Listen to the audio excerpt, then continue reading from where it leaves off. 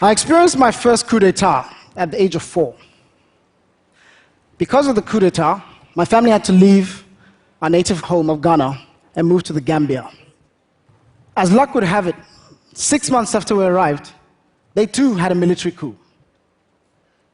I vividly remember being woken up in the middle of the night and gathering the few belongings we could and walking for about 2 hours to a safe house.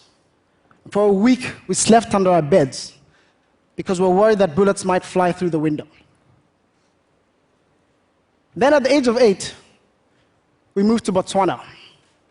This time, it was different. There were no coups. Everything worked. Great education.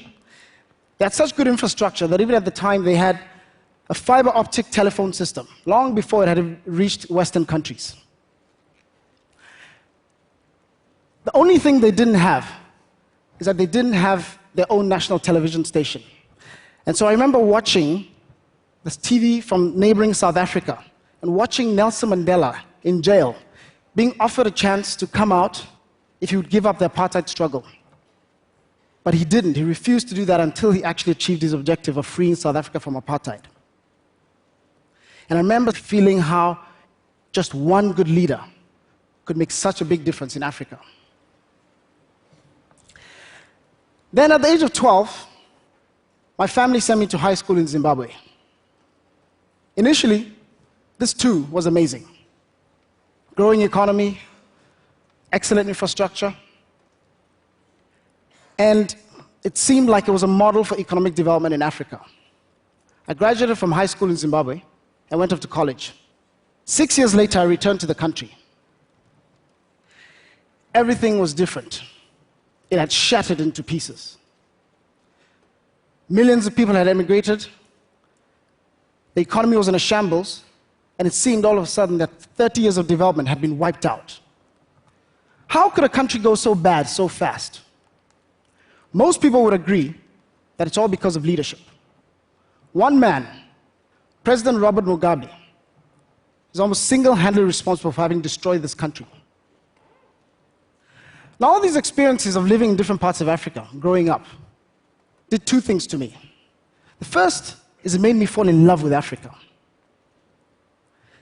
Everywhere I went, I experienced the wonderful beauty of our continent and saw the resilience and the spirit of our people.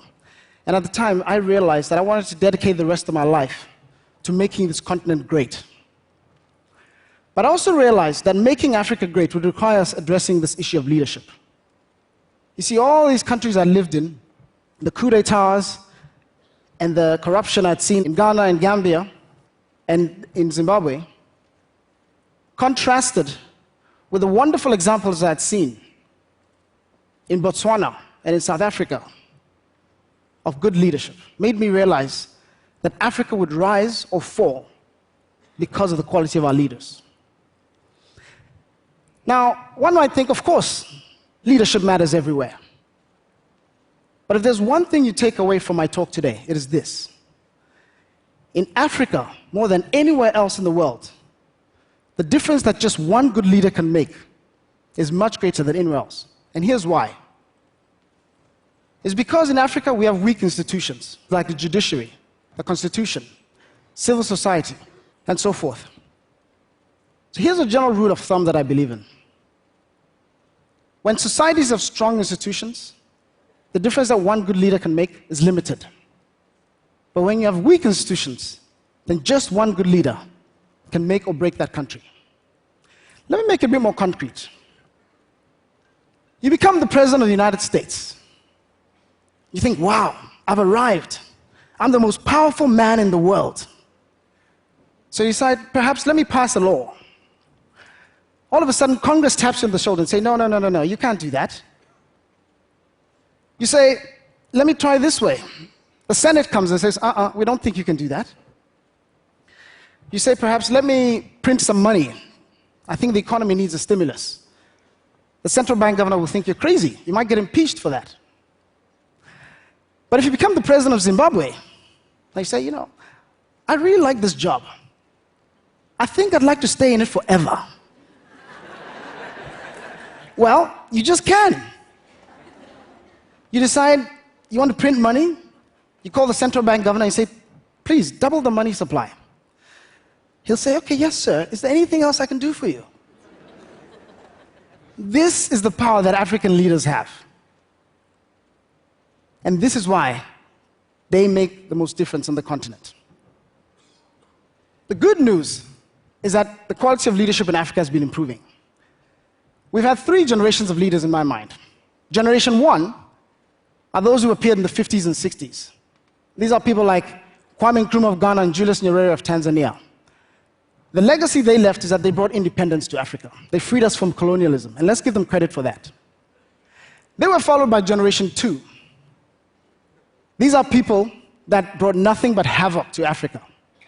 Think warfare, corruption, human rights abuses. This is the stereotype of the typical African leader that we typically think of. Mobutu Sese Seko from Zaire, Sani Abacha from Nigeria.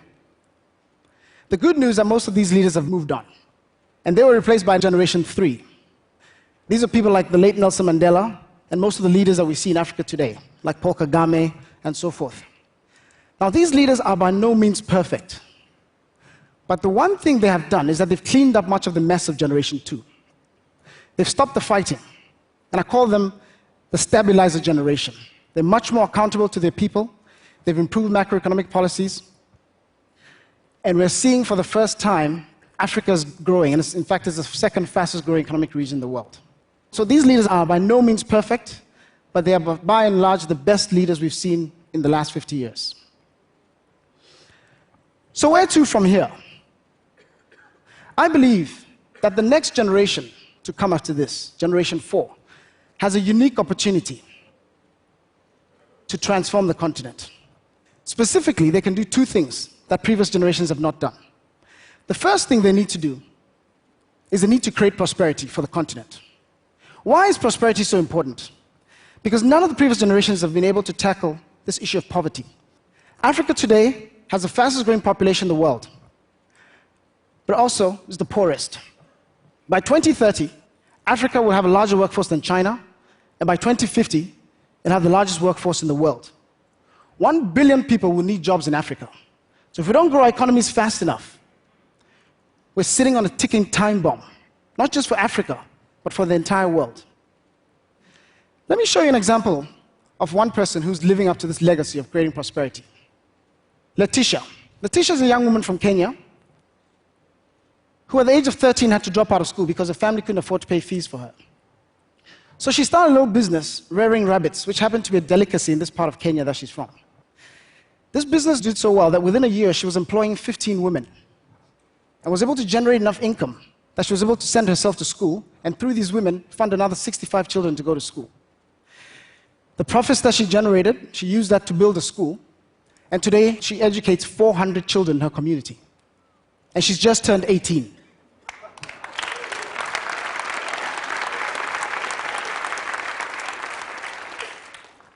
Another example is Eric Rajonari. Eric comes from the island of Madagascar.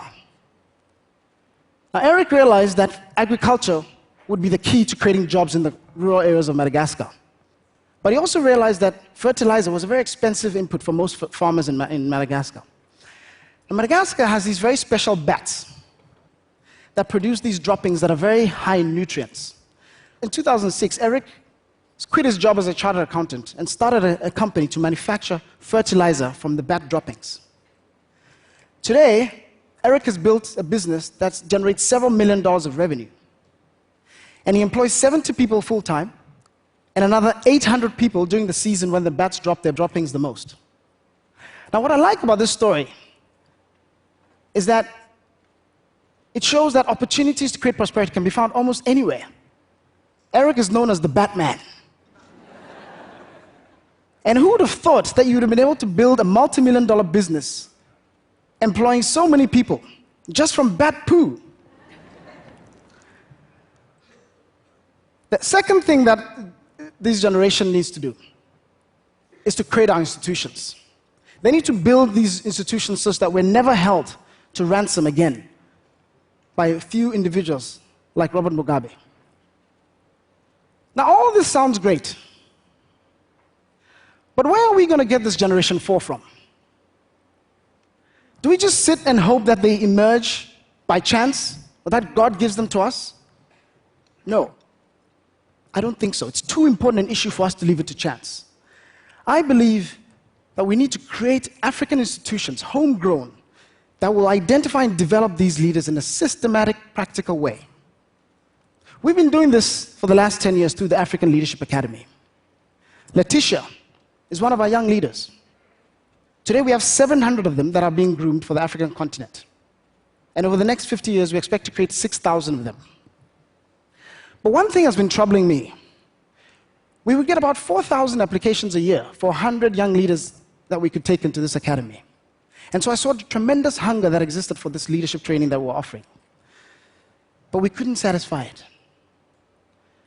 So today, I'm announcing for the first time in public an extension to this vision for the African Leadership Academy. We're building 25 brand new universities in Africa that are going to cultivate this next generation of African leaders. And each campus will have 10,000 leaders at a time. So we'll be educating and developing 250,000 leaders at any given time.